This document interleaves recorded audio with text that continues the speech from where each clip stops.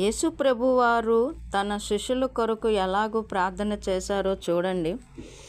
సిమోను, ఇదిగో సాతాను మిమ్మును పట్టి గోధుమల వలె జల్లించుటకు మిమ్మును కోరుకొనెను గాని నీ నమ్మిక తప్పిపోకుండునట్లు నేను నీ కొరకు వేడుకొంటిని. యోహాను సువార్త 17వ అధ్యాయము 15వ వాక్యములో యేసుప్రభువారు తన ప్రార్థనలో ఏ విధముగా తన శిష్యుల కొరకు వేడుకొన్నారు అంటే, నీవు లోకములో నుండి వారిని తీసుకొని పొమ్మని నేను ప్రార్థించుట లేదు గాని దుష్టుని నుండి వారిని కాపాడుమని ప్రార్థించుచున్నాను. దేవుడు యేసుప్రభువారు తన ప్రార్థనలో తన శిష్యుల కొరకు ప్రార్థన చేశాడు.